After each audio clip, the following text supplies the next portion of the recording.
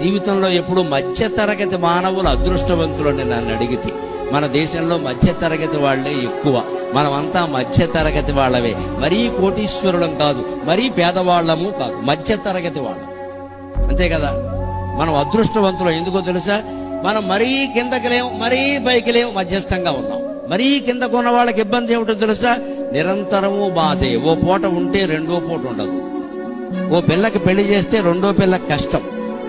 ఓ పిల్లాడిని చదివిస్తే రెండో పిల్లాడు చదవడానికి డబ్బులు లేవు. అలాగనే చదువు మానిపిస్తే వాడు వీడు గొడవ పడతారు.